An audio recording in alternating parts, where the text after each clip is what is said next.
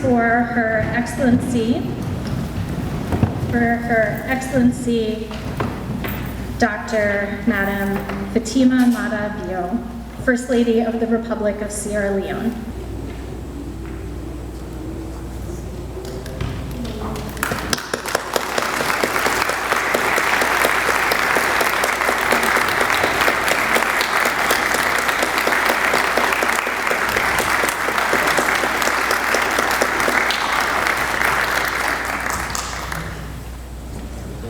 Please be seated.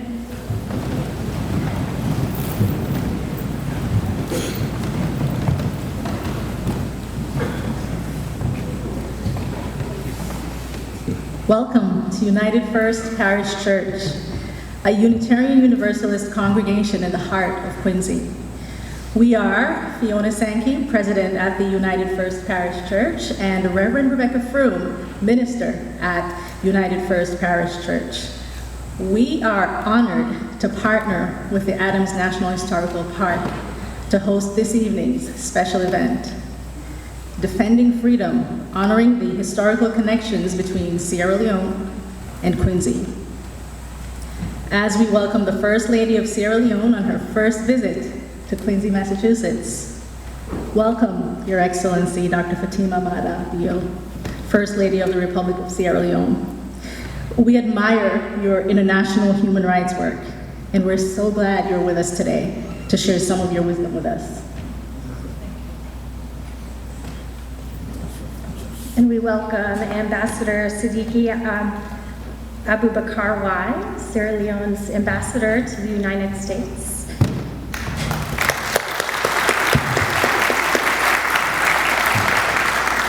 We welcome Mr. Francis Ben Kafalo, Sierra Leone's Anti-Corruption Commissioner.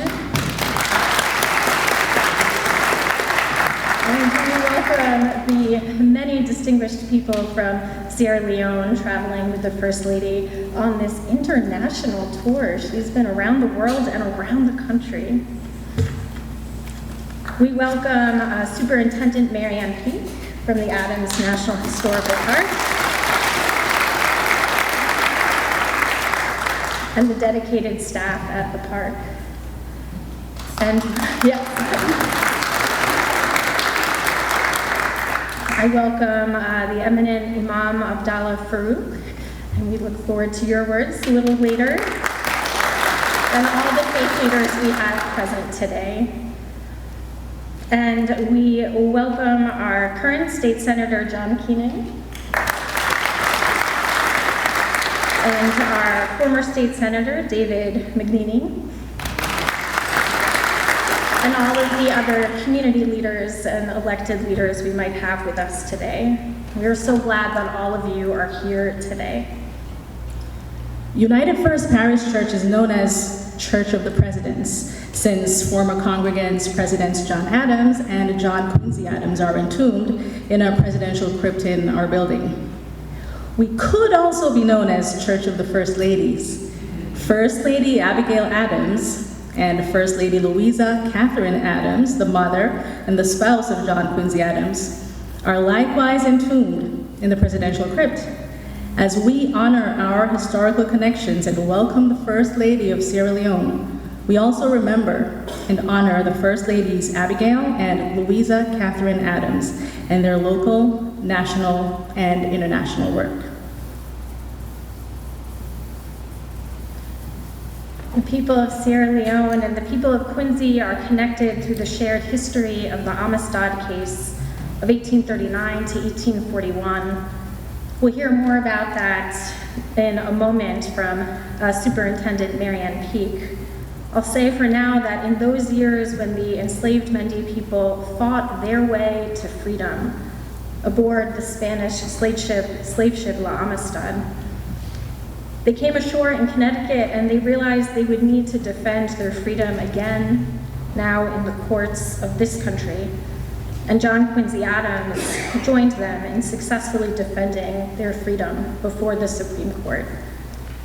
Today we'll hear some of that powerful history and we'll reflect on the legacy of that case for both of our countries. Thank you. And I invite folks to lift your hearts in a spirit of prayer and invocation. In our Unitarian Universalist faith tradition, we honor the wisdom of many religions. So as we begin our time of invocation and prayer, I invite you to listen in these words for the language of faith most meaningful to you. Eternal presence, known by many names, known in many ways. God whose other name is love, God whose other name is peace. Be with us in this hour as we open our hearts to one another. Open our hearts to the lessons of history. Open our hearts to what we might do together as a world community of people who strive for justice, compassion, and peace. In our time together, may we be blessed with curiosity.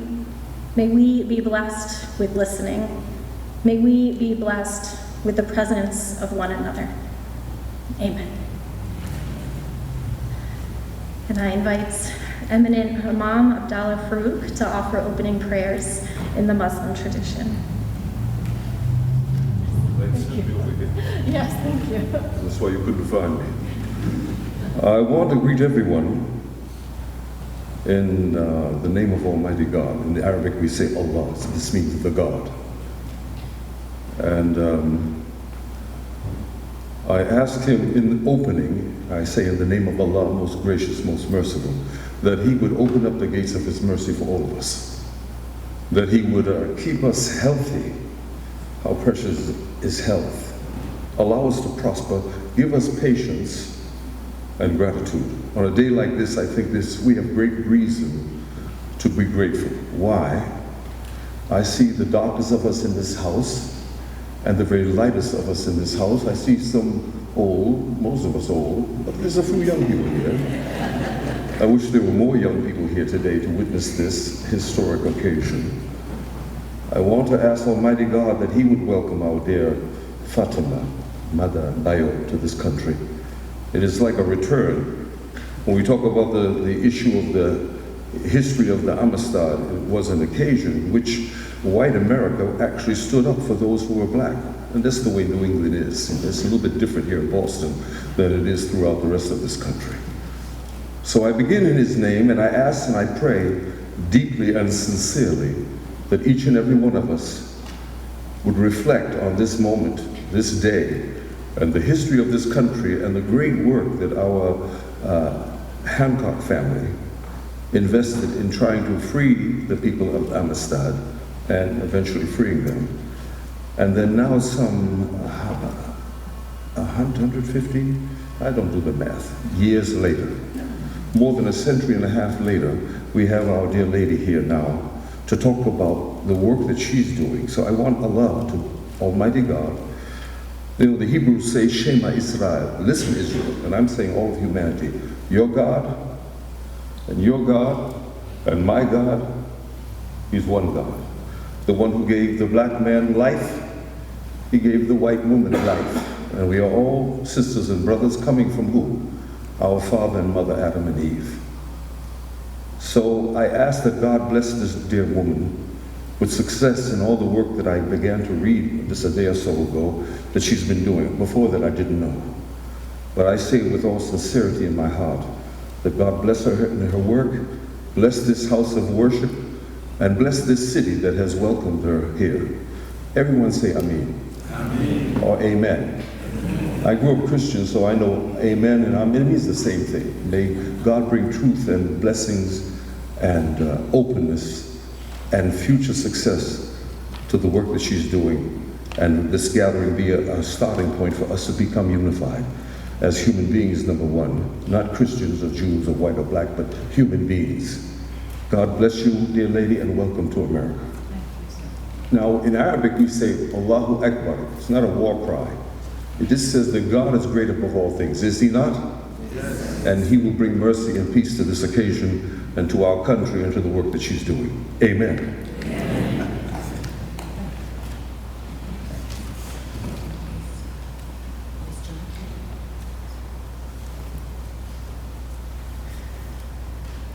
We'll invite Superintendent Mary Ann Peak to share some about the Amistad case and John Quincy Adams, and after that, we'll have some greetings from our senators.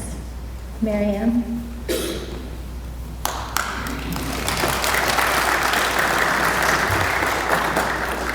Thank you. Well, hello and good afternoon. Her Excellency, ambassadors, invited guests, we appreciate your visit to Quincy on this special occasion during Women's History Month. How fitting when we too celebrate Remember the Ladies, with two First Ladies from Quincy, Massachusetts, Abigail Adams and Louisa Catherine Adams. And now we have a First Lady visiting Quincy, Massachusetts, Her Excellency Dr. Fatima Maada Bio. Thank you so much for joining us today. And welcome to New England, where the weather can change anytime, any minute. In fact, yesterday it was supposed to be heavy winds and torrential rains. And look at it, today we woke up to brightness, light, and sunshine. And I am convinced that Sink Hay and John Quincy Adams arranged this just for us. What do you think? Now, many of you know me, while others I haven't met yet, but I hope to meet following at the reception. I am Mary Ann Peak, National Park Service Superintendent of the Adams National Historical Park in Quincy, where we tell the Adams story from the cradle to the grave, from every early colonial times to the industrial age. We talk about their lives and contributions of a family, two father and son presidents and first ladies, first families, who contributed to society for over 140 years in this very community in which we now live and work and visit. Thank you all for taking the time today to join us. When we learned from Deputy Dean Mohammed Bari of the First Lady's visit to America and her interest to see the Mendy Bible exhibited in the Stone Library, we couldn't help but think of the importance of inviting others to experience meeting her this very day along with us. So Reverend Froom and the United First Parish Church were equally excited to host this program, this occasion, some 164 years following the Amistad event. The First Lady wanted to see the Bible and the letter for herself. The very Bible, a Mendy, presented to John Quincy Adams, and his handwritten letter of thanks. You have a copy in your program, and I hope you'll have an opportunity to read it. The words can't be described. There's personal meaning to each and every one of us, to all who experience it. It is a sacred moment. It touches one's heart. It brings others to tears. It's awe-inspiring. It's meditative. It's a reminder of our responsibility, as John Quincy Adams said in his closing argument defending their freedom of the many people. Do what is right, not just now, not when we think it is worth our while, but to be forthright, to act with our conscience, our good conscience, to protect human rights. The National Park Service reminds me as a manager and encourages us as stewards of history responsible for these very special places, their collections and events, to tell those untold stories.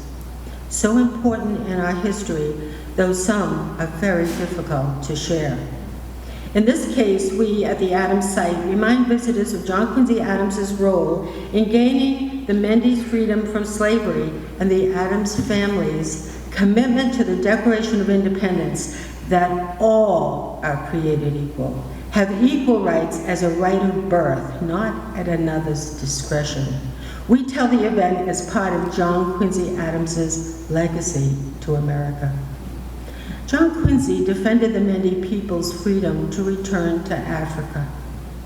While the Circuit Court challenged, the Supreme Court listened. The people listened, and we are reminded every day in John Quincy Adams's words in his closing argument of the case. Freedom is what is important. The proof is the length man will go to what one will go through to break loose his chains and break loose his enemies.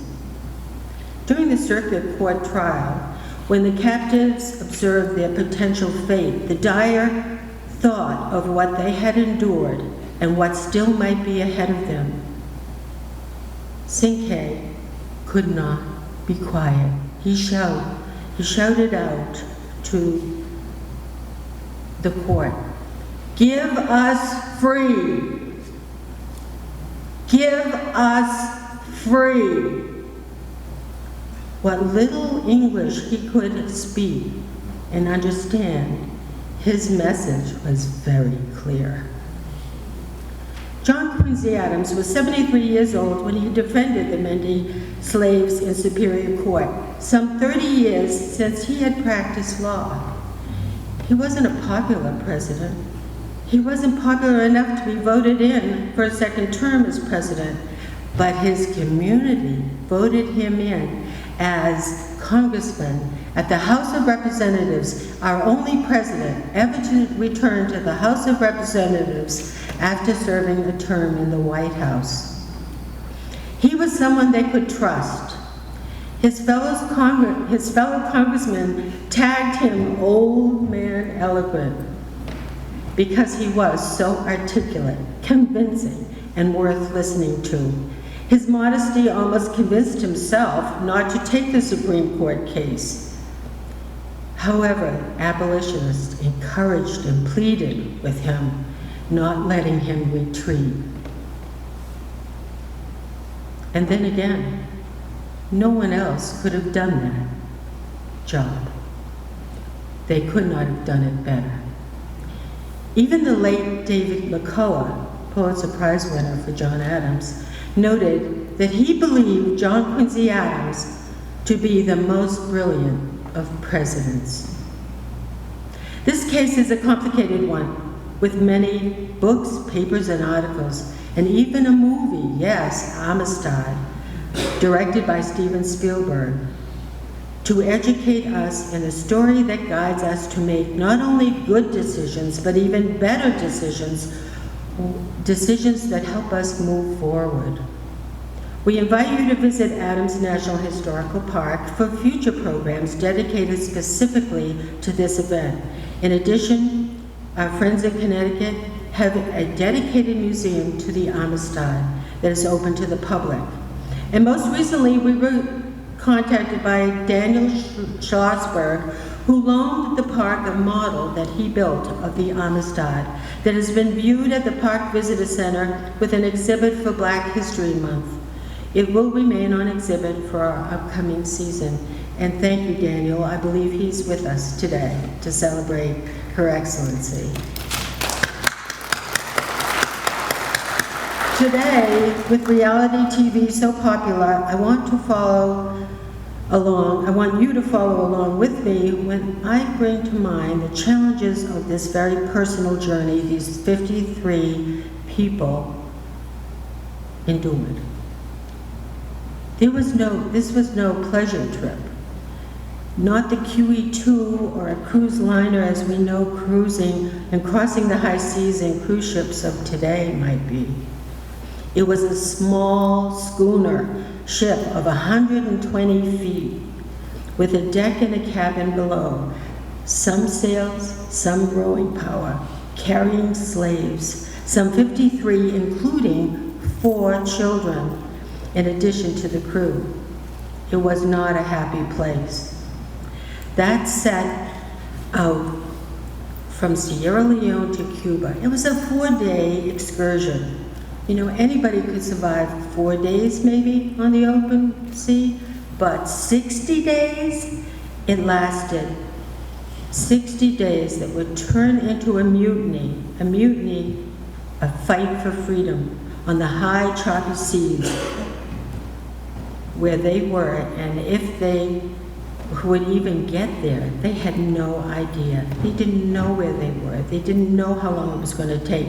And at this point, they were trying to navigate to their own homestead after the mutiny.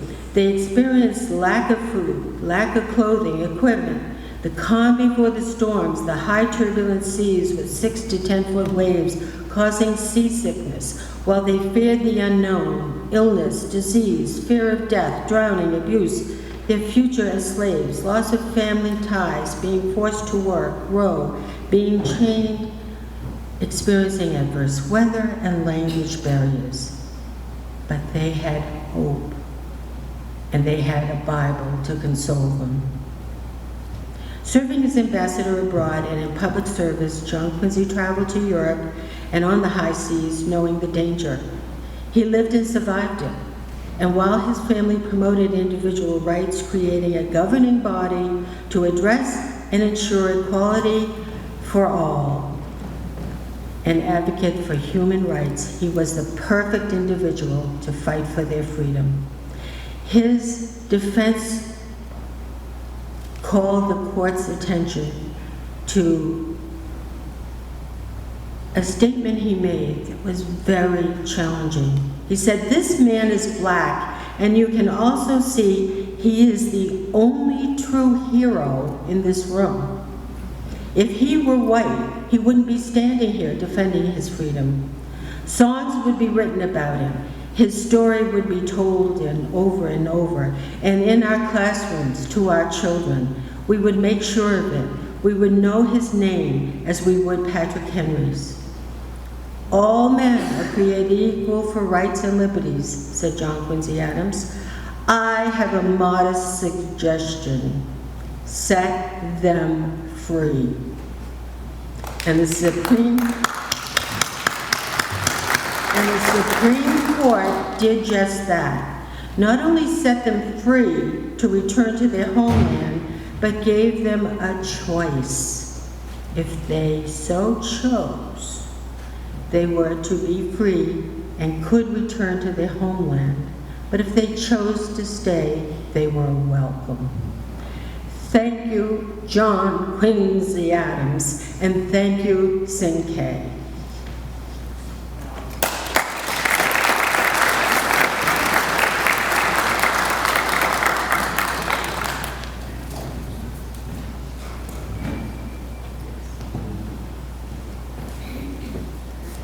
Thank you. I invite Senator John Keenan, Senator for Norfolk and Plymouth counties, to come and bring some greetings from himself and his colleagues. Good afternoon, everybody. What a truly an honor to be here. Reverend Froom, Marianne, Ambassador, Your Excellency, Amon, Senator. Truly an honor to welcome you here to the great city of Quincy on behalf of our Mayor, Thomas Koch, and also to bring you the greetings of the Commonwealth of Massachusetts, our Governor Maura Healey, Lieutenant Governor Kim Driscoll, and the legislative delegation for this great city of Quincy, the Speaker of the House, Ron Mariano, myself, and Representatives Tacky Chan and Bruce Ayers. As we talk about the significance of today, I'm reminded of the bond between our two countries and the basis of the foundation of that bond. It is the Amistad case, but more than that, it is the principles that were argued before the Supreme Court that we just heard about. The principles of freedom, liberty, equality, and justice. We find ourselves today in a world that is sometimes quite difficult. I can't help but think, if we hearken back to those 4 simple principles, freedom, equality, liberty, and justice, and know how long it has served as a bond between our countries, may it form a bond between our countries and all the world, and in doing so, bring peace to the 4 corners of the globe. Thank you, and welcome, Your Excellency.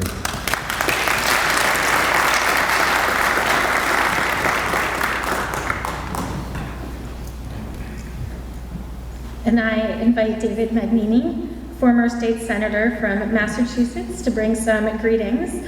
I understand before his political career, he worked as a Peace Corps volunteer in Sierra Leone in the 60s, and You've brought that into your entire career, so please come in and bring some greetings.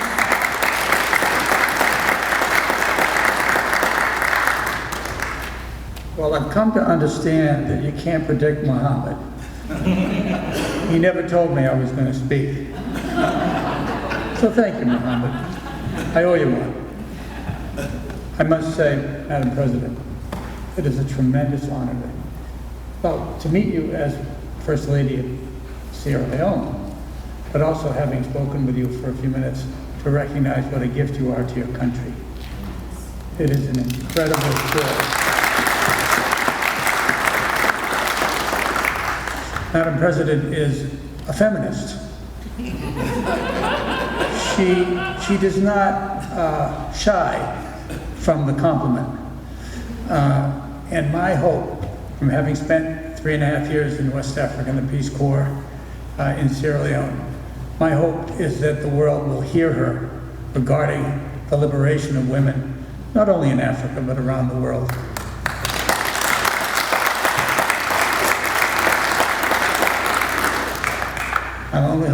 I'm also hoping that the men in this country and in Sierra Leone and Africa in particular will take that message home with them every night and recognize we have a right and a responsibility to be part of that struggle.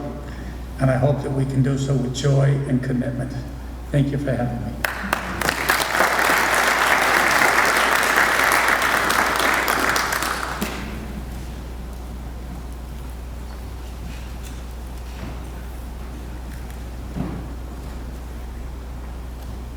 So we are honored to welcome the First Lady to our historic pulpits. I'll share a few words of introduction. Before becoming the First Lady in 2018, Her Excellency had a successful career in film as a writer and an actress and a producer. She has a Bachelor's of Arts degree in Performing Arts from the Roehampton Institute of London and in journalism from the University of Arts in London College. And Dr. Fatima Maada Bio is an international activist for women's empowerment, as we've begun to hear. And her flagship Hands Off Our Girls campaign has effectively combated sexual and gender-based violence, early forced marriage, teenage pregnancy, and child trafficking. She has traveled the world bringing this message and was recently also named the UN AIDS champion for the empowerment and engagement of adolescent girls and young women in Sierra Leone. Your Excellency, we're so glad you're here. Thank you.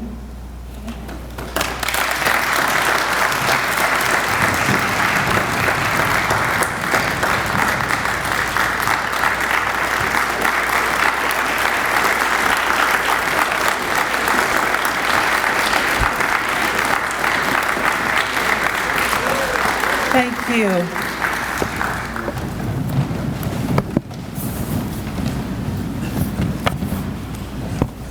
Oh wow, this is such an honor. You don't know what this means to me, honestly. I have never stood in the church like this.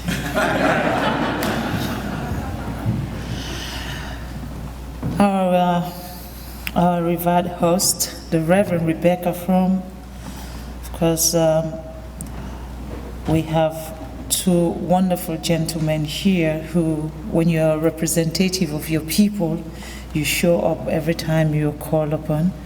I want to pay my humble respect to the senators present here, and my brother in Islam, I want to say Assalamu alaikum wa rahmatullahi wa barakatuh.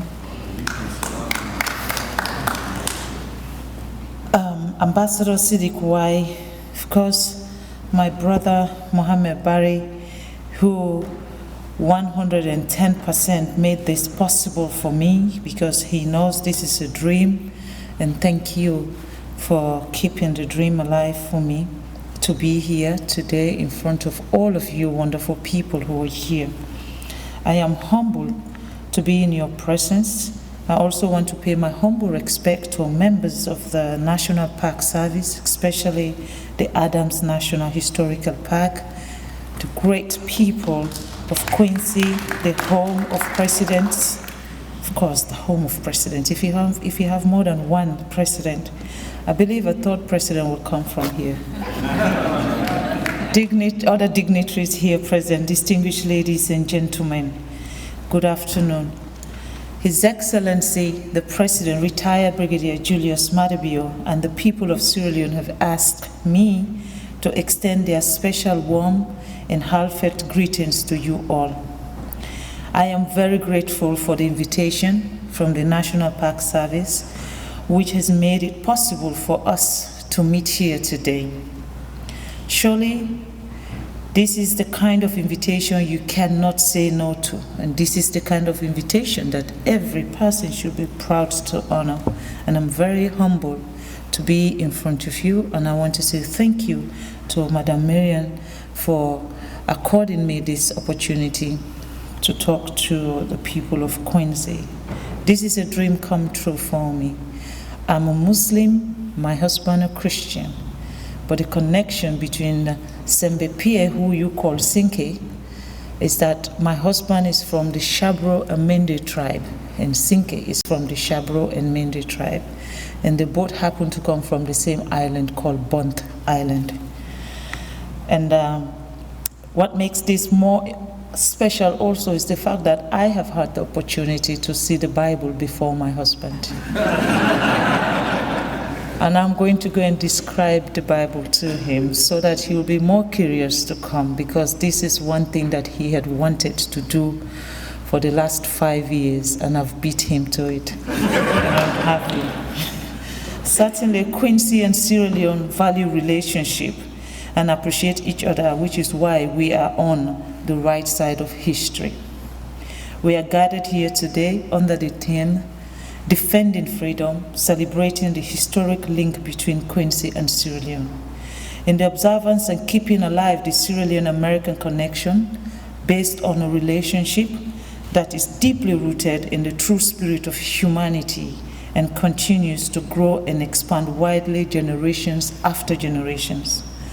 What started as an exploitation of the African continent and its precious resources, which are human beings, through slavery, eventually provided an opportunity for the expression of a remarkable kindness and magnanimity as a result of one of the most outstanding resistance and fight for freedom in the history of mankind, which is about the Amistad revolt. Slavery was very cruel. It's a harmful practice, it's unjust and exploitative, and not only destroyed Africa, but left a lasting effect, which today it is struggling to come to terms with. Even more heartrending is the fact that no restitution is considered by those responsible and benefited from the act. Instead, those who perpetuated the act, the slave owners, were the ones who were compensated. The Amistad revolt was led by Senge Pie, who you know as Sinke, a Sierra Leonean, in the cause of fighting for freedom and during the consequences of that fighting that brought Quincy and Sierra Leone together. Even with the shackles on them, the group fought against their capture and transport across the Atlantic. Sembe Pie was from the Mende tribe in Sierra Leone. Small as our country, Sierra Leone, is geographically, its people, Sierra Leoneans, are known in all spheres of lives and over the world as people with courage, resilient, determination, hardworking, and above all, big heart.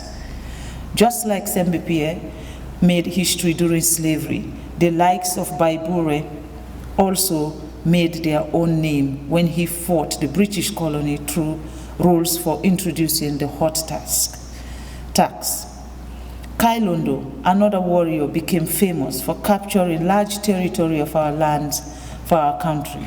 We also have powerful women like Madam Yoko, who became very influential during the colonial era by ensuring the customs and traditions, especially those that are made women to be recognized, were considered.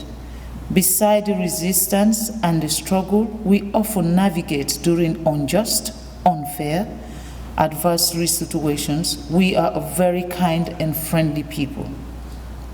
What I know about this powerful place called Quincy in America is that despite its geographical coverage being comparatively small, the city of Quincy is sexily called Quincy and politically called the city of presidents because it is where the second and sixth United States President John Adams and his son John Quincy Adams were born. Even more interesting about this historical city is the fact that the most famous American dream trace its origin and birthplace from Quincy. For Quincy and Sierra Leone to be in a relationship, there must be something that both share, which they would want to maintain, celebrate, and inspire or impress others with. Furthermore, the relationship needs to keep going. This is where my acknowledgement and appreciation for the Adams National Park come. They are always finding time to coin or come up with something that will bring the two nations together to reignite and rekindle the special bond between Quincy and Sierra Leone. Quincy, like Sierra Leone, very much cherish this relationship because of the two fundamental values and morals obligations, which it all started on. Not many high-profile lawyers today in our society have the moral courage to offer pro bono service to destitutes, let alone slaves. This is what late John Quincy Adams did without a second thought. On the other hand, how many of us can say thank you in return when people show us kindness or take us out of difficult situation? That is what Sembepie Senke did.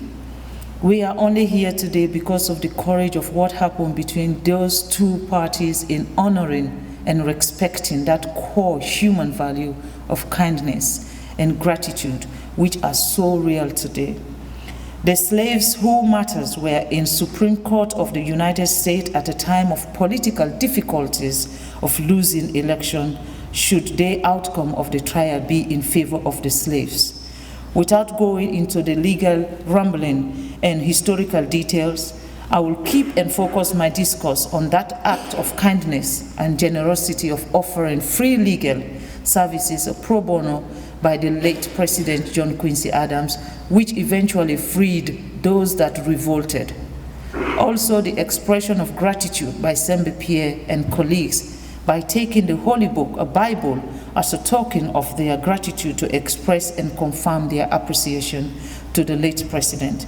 There is a lot in that transaction, which happened several years ago, but still provides a living testimony of several relationships like ours, giving away to people in need and saying thank you when you receive something from somebody. As I continue this conversation, I want to draw your attention to the multitude of challenges our world is faced with today. There is now a heightened geopolitical tension, inequality keeps rising, climate change is showing its threat to our existence. In all these challenges, the immediate consequences are felt by women and children through the usage of sexual and gender-based violence, which to me is a global pandemic, and I have therefore dedicated my life to fighting sexual and gender-based violence, and I'm calling all of you here to join me so that we can empower more women and girls in the spirit of gender equality so that we can make the world a better place for everyone.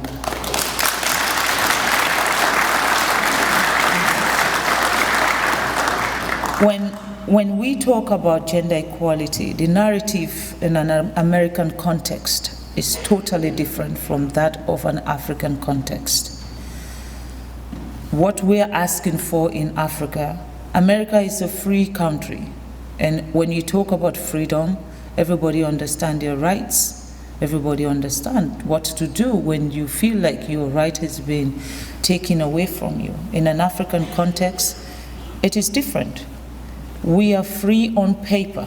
We have independence on paper, but we are not free. in our cultural differences. We are not free because of our religious barriers. We are not free because of our sex. We are seen as the inferior sex. And they take the liberty in making sure they remind us every day that we are just a commodity that is answerable to a man. And that, I think, is where freedom, that is the freedom we are fighting for. In Africa, we are now fighting for our own freedom.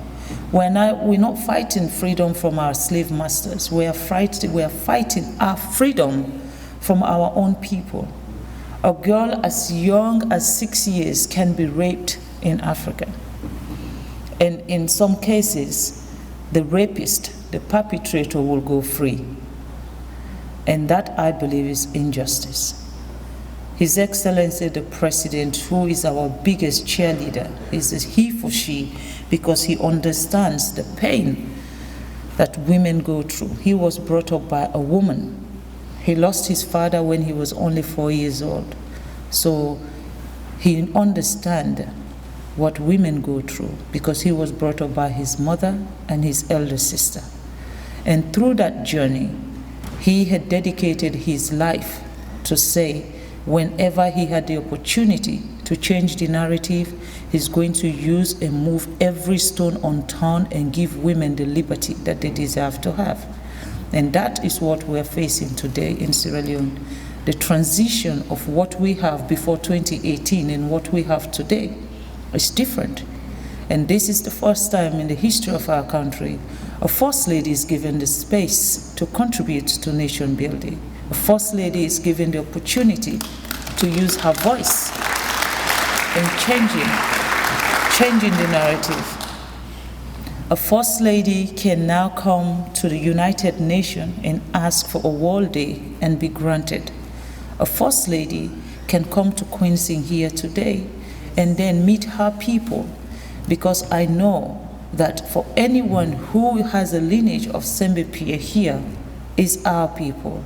And I'm very humble that my husband has given me this opportunity to not only serve Sierra Leone, but serve the world. But in this journey, I believe we need so many people. This is not an isolated problem. This is not a lone voice problem. We need too many people to come to our aid. It will not be affecting you here in America, but I can tell you, whatever affects America indirectly will affect us in Africa, because we are also part of the general continent of the world. Whatever affects Africa will affect America. When people talk about slavery, you said, when you say slavery, you will not talk about slavery for Africans, because our slave masters were on the other side. So we are connected one way or the other. And my message here today is to say to Quincy, Sierra Leone is your other home. We had a relationship through two great men, Quincy Adam and Sembepie. And that connection we need to rekindle. And I think it is high time for us to now consider that. It is high time for Quincy to see Sierra Leone as partner, because our history connects us so greatly. And that's why I'm here, because of that history. So before I take my seat, I want to suggest 3 ideas floating in my head that we can start thinking around, so that this precious relationship between Quincy and Sierra Leone remain alive and blossom. We should start thinking about organizing period exchange visits between Quincy and Sierra Leone, so that our people can meet, they can relate and learn from one another. Let us consider twinning Quincy with a city in Sierra Leone, which situation would let us name streets, edifices, and monuments with sons and daughters from our city. We'll be proud to have a street named after Quincy Adam, after what he did for us. So let us twin our city. We'll be proud to name any of our city or any of our community after the First Lady of, the wife of Quincy Adam, because for Quincy to do this, a wife must have sacrificed to stand by her husband. We would love to do that, you know. Lastly, but not the least, we should approach our learning institution. We're in Boston. Harvard is basically it's not just the Ivy League, but it is the elite when you come to enlightenment around the world. Africa, before now, Sierra Leone used to be called the Athens of Africa. We had the best education in our system. Because of the war, we had a lot of problems, and now today we are moving to reclaim our identity as the Athens of Africa. Our president has introduced free quality education for both boys and girls. So now it is not only the boys who would go to school, our girls are going to school. And girls who chooses to do STEM subjects, mathematics, engineering, biology, anything to do with STEM subject, the government will pay your fee from pre-primary, primary, secondary to university. The government will finance it. So because of that, and we're talking about Harvard University here, we have Sierra Leoneans who are in Harvard University. But it would be nice if we have an exchange where we are guaranteed space. Because the one thing I want to say, my great-grandmother is from the Mende tribe, but I want to say this to you. I am a Mandinka woman, and in my own tribe, education is not fashionable. In fact, in my tribe, what is the most fashionable thing in my tribe is early marriage. So I have been the one who is breaking the norms, because I think that's a very cruel and very primitive thing to do to a child, because you cannot allow a man to sleep with a child who cannot give consent for themselves. That is legalizing rape in another form, using a title called marriage. But that is what my tribe is good at, and that is what I'm fighting to stop. Now, the difference with my tribe and the Mende tribe, they believe in nothing but education. They love education, they empower their kids, and they make sure they learn.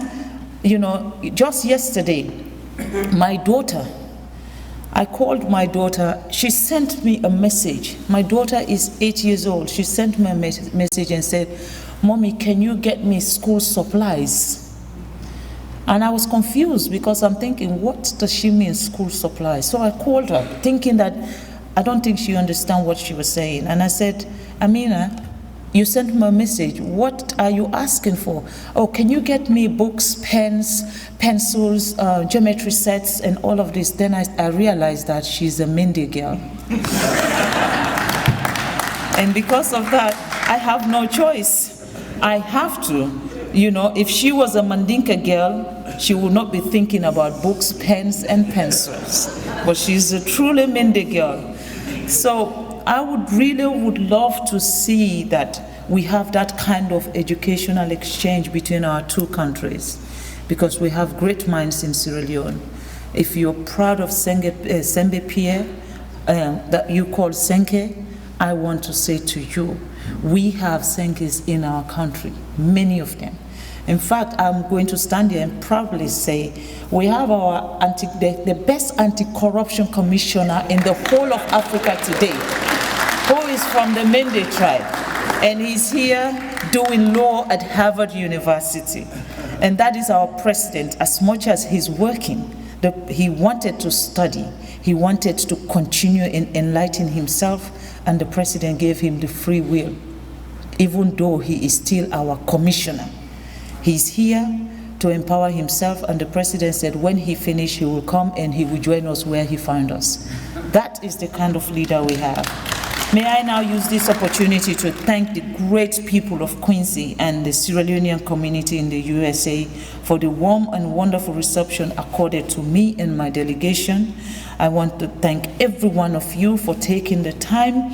When you look at the gray weather outside, you must have loved Quincy, or indirectly, you really want to know about our beautiful country, Sierra Leone, and that's the reason why you're here.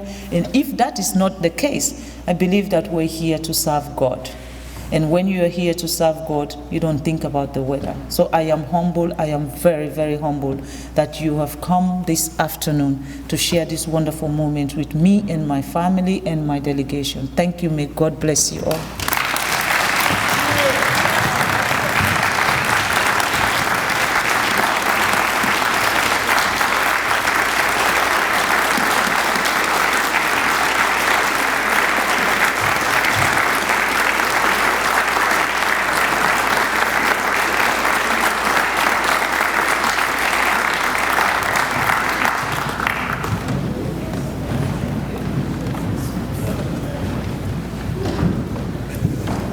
Thank you so much for those inspiring words. We do have time for a brief question and answer, and I want to start with a question that was sent to me ahead of time, and we're curious, what inspired you to begin the Hands Off Our Girls campaign? And I welcome you to come up and speak from here. It was simple. I was just telling a story up there about my tribe, and what I didn't tell you was the fact that I was married off at the age of 11. So I understand what it means to be a victim. I know exactly what the victims are feeling. So I'm not talking from somebody else's prescription, I'm talking from my own story. It is the worst thing that you can do to a child. And I had the opportunity now, being the First Lady of Sierra Leone, I have a platform that will force my people to listen. And I want to use that platform not to buy designer bags, but to change lives and save as many girls as possible. Thank you.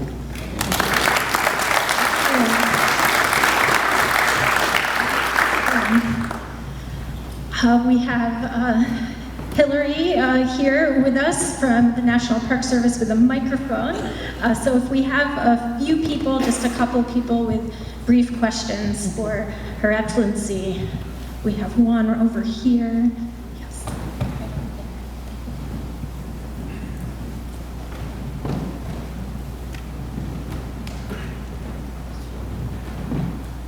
Thank you, Madam Excellency. Very close, I got it already. What can we do to help the girls of Sierra Leone, to help educate them and to help them thrive? Thank you. As I was saying, now we have a free quality education which will enable our girls to go to school from pre-primary to secondary school. What we are looking for now is that twinning between a university like Harvard, who will give spaces to vulnerable women, vulnerable girls in Sierra Leone to come and continue their education here. That for us will be the best thing that Quincy would have given to us. I know you've saved Sembipie, Senke, but then you'll be saving our girls too. Thank you.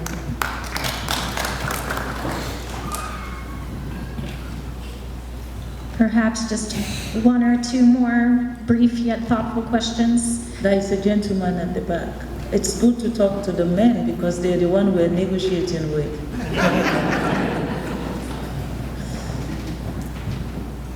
Yeah, you mentioned earlier your country has been experiencing a lot of civil war recently. How have you, well, two things. One, how have you managed to progress from that, and how has it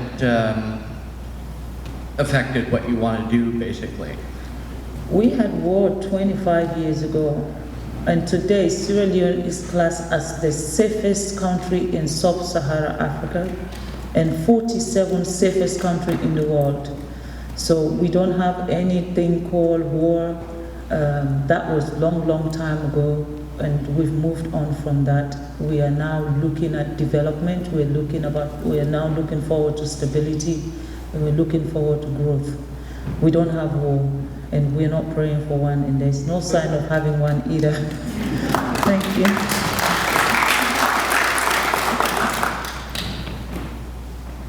And we'll have our final question from over here.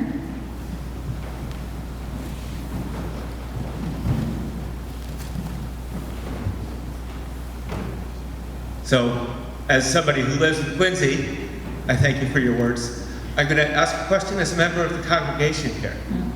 John Quincy Adams and John Adams' father were both very convinced of the role of religion in building the conscience of the populace.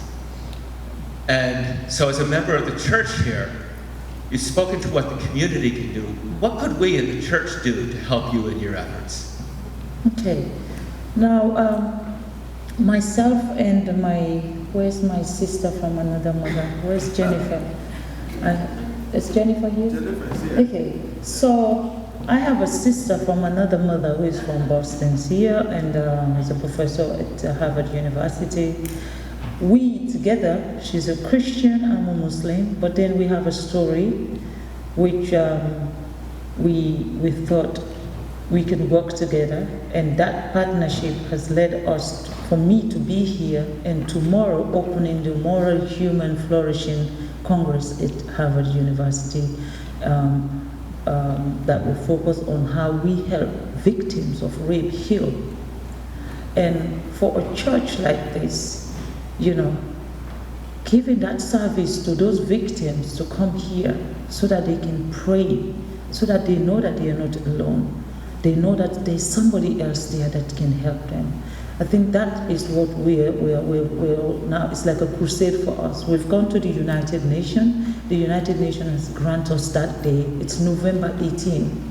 Now, if Quincy will now put November 18 in their diary and make sure every November 18, they open the doors of all the church and all the mosques for victims of rape, so that they can come and pray, so that they can communicate, so that they can heal, so that they can meet with people, and they should not be ashamed, because when you're we cannot allow these people to be victimized for the rest of their lives. We have to help them integrate into society. And that is what myself and Jennifer, we've been doing from here to the Vatican, to the United Nations, to Sierra Leone and other parts of Africa. We've been touring the world to let the religious leaders understand that they need to also have this and factor it into their program so that our victims will also have that healing process. Thank you. Thank you. And we have an encore question from Superintendent Marianne Peak. We'll let her get the final question in there. I can't help myself. I have two questions and an idea. Is this working? It's Can you working. hear me? One question. Her Excellency is going to be spending 3 days at Harvard participating in a very impressive seminar, training, workshop, all of the above, conference. And she's playing a role in that 3-day session. And I'd like her to explain the topic that she's expecting to address as one of the panel members. You know, the 3-day seminar, spirituality and trauma. So tomorrow I am basically the keynote speaker that will open that Congress, bringing people into our world and making them understand why we're doing this. We are in a crusade to find as many healing as possible. We're going to be talking about gender issues, but more importantly, we're going to talk about the effect of rape, the effect that rape has on women and men, because we should not forget that men also are being raped, and they are not, because they are so silent in their trauma. We are now going to bring them forward. We're going to be talking to them. We're going to give them the platform so that they are able to express and they are able to talk about their ordeal, to allow or enable other people. We have, I don't know, I know that the domestic violence issue in America is huge, but I also know that a lot of people are not talking about it. I also know that when we're talking about trafficking in persons, California is the biggest place. There is no place in the world that has the problem of trafficking in persons like California. But then who is talking about it? And all of those people that are being trafficked indirectly or one way or the other, they are going to face an abuse through sexual abuse.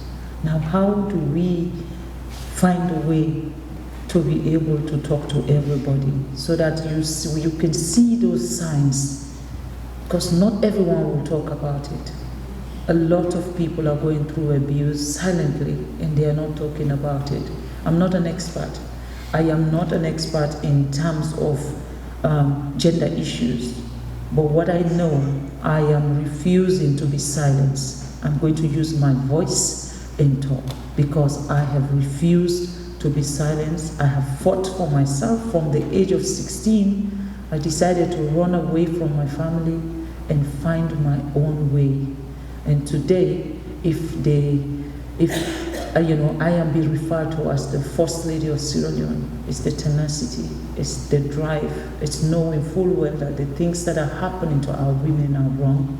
And I said, I'm not going to be part of this. And because I refuse to be part of it, we're looking for as many people. So there's a lot of different things we're going to be talking about. It's not just me. We have a lot of important people from all over the world coming to this seminar just to talk about different issues. What is happening in India is different from what is happening in Sierra Leone. What is happening in Sierra Leone is different from what is happening in America. So we are going to have all of us talk about our own experiences, and then we now come together and find a common position, and then we forge our way. We don't have an answer yet, but hopefully by the end of the 3 days, we'll be able to know what's the way forward for all of us, because this is a journey that involves everybody, and everybody should see it as their problem. Thank you so much. And you know, the Adamses attended Harvard University, so I'm sure they're very pleased that this is taking place at Harvard. And watch the newspapers. I'm sure there'll be news coverage. It's a sellout, and you can imagine why. It's quite an illustrious group of speakers. The next question, this is local, and you know what? I was probably one of the first or last to know that Sierra Leone has a representative in our community within the South Shore. I think it's Norfolk South Shore. And Mohammed Bari is really very helpful in, is this okay? Mohammed Bari is very helpful in talking with people about economics and growth and tourism. The idea I have is one that might surround education, because we are planning to hire an education specialist to develop and really take a second look at our education programs. We may have an opportunity to build a program that would connect Quincy with Sierra Leone for the Amistad. In addition to that, not only the Amistad story, but the fact that Abigail was a letter writer, and we have a wonderful history of our country through the Adamses and their letter writing. So perhaps that education program could connect the children of Quincy with the children of Sierra Leone. Yes.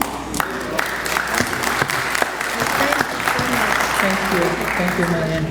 Thank you. If you would introduce Mohammed Bari, because he's a real resource of ours right here. Mohammed Bari needs no introduction, but he's my brother. It's hard to say you bully your brother, but I do. Because the time difference between here and Sierra Leone is 5 hours. And I'll only call him at my own convenience. I don't check about his time, and I'll call him and he'll be sleeping. I'll say, oh, sorry, have I woken you up? And he'll have no choice but to say, oh no, don't worry, Madam First Lady. I know he'll be cussing me on the...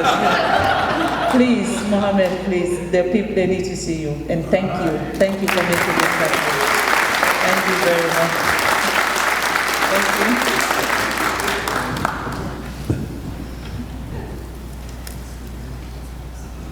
And those, my next part in my notes said, thank Mohammed, so we are on the same page here. I invite folks to take a deep breath together. A deep breath of gratitude for the words that have been shared here this evening.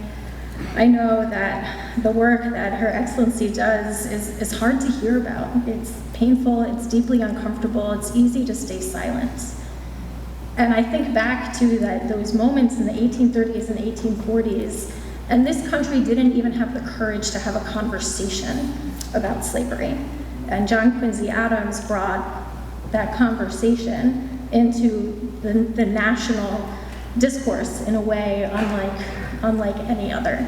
And so I see the legacy of the Amistad case in the courage to speak out beyond silence. So thank you for your work and for your words here today. And so I want to thank and recognize Mohammed Bari, Deputy Dean of Sierra Leone Consulate. We've worked so well with him, and I'm grateful that Sierra Leone has such a wonderful person, such an ambassador of goodwill here in Massachusetts. I also want to thank Dr. Hillary Miller, Chief of Interpretations at Adams National Historic Park. You can stand up again.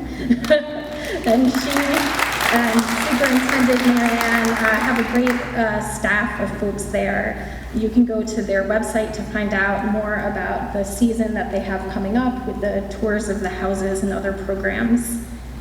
Here at the Church of the Presidents, our historic tour season is opening on April 19th, and will stay open through November 11th for tours of the church and the presidential crypt. And do we have Bill Westland in the house? Bill, go ahead and stand up. Bill is our church historian and has been part of this program for decades. Thank you, Bill. We got note of this, and Bill said, let's make it happen. So we did. We're going to have a reception shortly. Thank you to the many congregants that helped get that set up in the parish hall, which you can get to through these doors in front of you. We're going to ask the attendees to go into the reception first, and then we'll bring the First Lady to her table in the parish hall. So again, let's go to that deep breath. That's always there to ground and guide us, knowing we are in this room where people have lifted their hearts with one another for centuries. And inspired by the words shared today, may we go forth in kindness, go forth in courage, go forth in peace, to be a blessing to the world. Amen. Amen.